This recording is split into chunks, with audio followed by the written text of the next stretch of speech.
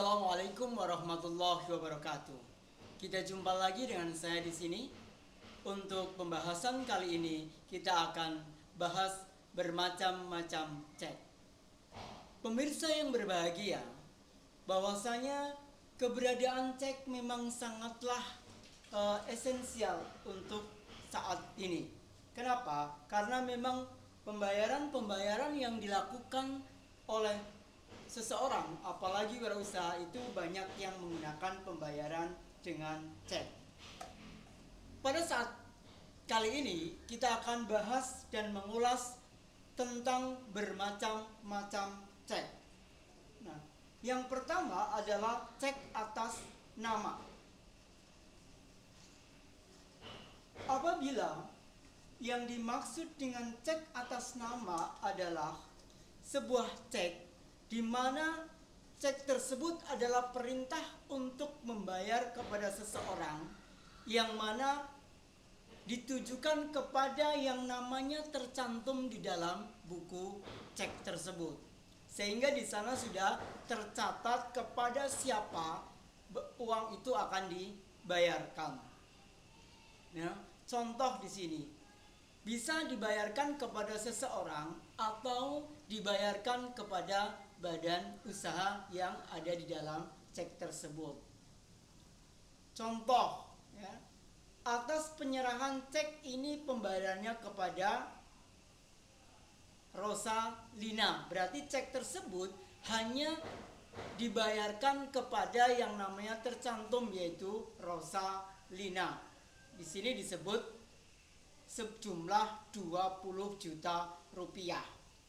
Nah, apabila cek atas nama ini dicairkan, maka tidak harus yang bersangkutan yang mendapatkan pencairan daripada cek tersebut. Oke. Kemudian yang kedua adalah yang namanya cek atas bawah. Nah, apabila cek atas bawah, ya, itu adalah kebalikan daripada cek atas nama. Kalau cek atas bawah, kepada siapapun yang membawa cek tersebut, maka dia berhak untuk mencairkan cek tersebut, karena di situ tidak dicantumkan nama seseorang tertentu, tetapi yang membawa cek tersebut. Ya, ini adalah salah satu contoh. Atas pembayaran cek ini bayarlah kepada, baru disebutkan kepada yang membawa cek tersebut sejumlah 30 juta rupiah. Itu adalah yang namanya cek atas bawah. Jadi kebalikan daripada cek atas nama. Oke.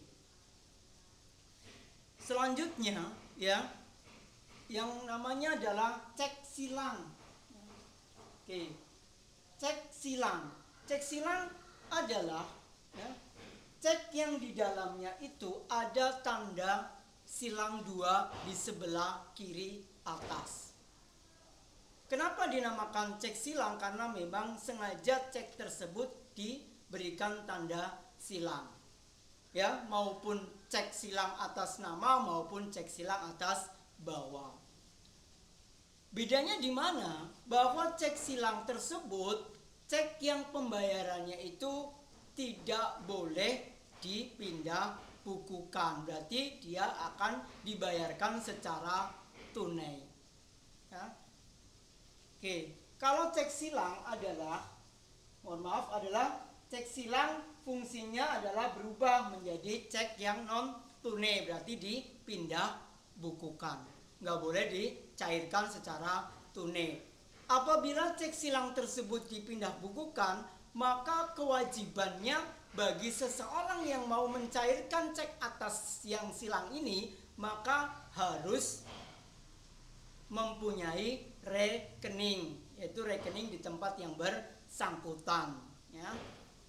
Kenapa? Karena memang tidak dicairkan dalam bentuk tunai, melainkan dipindah bukukan. Oke. Kemudian yang selanjutnya adalah yang namanya cek mundur. Oke.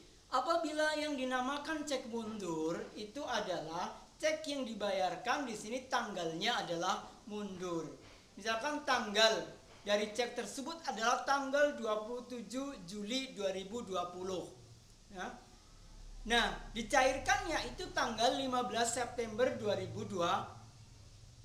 Jadi ceknya itu mundur, tidak hari itu bisa dicairkan. Makanya banyak sekali para pengusaha atau wirausaha yang kadang-kadang tidak mau menerima pembayaran dalam bentuk cek karena kebanyakan ceknya itu adalah cek mundur, ya. Sehingga yang diharapkan hari itu dia dapatkan uang, ternyata karena cek mundur maka bisa dicairkan sesuai dengan tanggal yang ada di dalam cek tersebut. Kemudian yang terakhir adalah yang namanya cek kosong. Cek kosong itu bukan berarti ceknya tersebut adalah tidak ada tulisannya, tetapi cek kosong tersebut adalah cek yang pada saat mau dicairkan ternyata tidak ada dananya di dalam tersebut. Sehingga karena cek kosong itu maka biasanya dia akan ditolak karena memang ceknya tidak ada dana dan tidak bisa dicairkan. Apabila perusahaan atau perorangan yang sering memberikan sebuah cek kosong, maka dia akan direview, bahkan kadang nanti akan di blacklist dari Bank Indonesia karena sering mengeluarkan yang namanya cek kosong. Ya. Untuk itu, setelah kita bahas bermacam-macam cek ini, kita akan lebih jelas dan lebih gamblang bagaimana nanti pemakaian dalam penggunaan cek. Harus hati-hati, harus diteliti sebaik mungkin, harus di cross checkkan apakah cek tersebut memang betul-betul ada dananya atau tidak, ya, sehingga tidak disalahgunakan oleh pihak-pihak yang tidak bertanggung jawab. Oke, demikian tadi penjelasan tentang bermacam-macam cek, ya, bagaimana penggunaannya, bagaimana ciri-cirinya dan sebagainya, sehingga mudah-mudahan dengan penjelasan yang saya sampaikan menjadi mengerti dan bisa dipahami dengan baik. Terima kasih. Wassalamualaikum warahmatullahi wabarakatuh.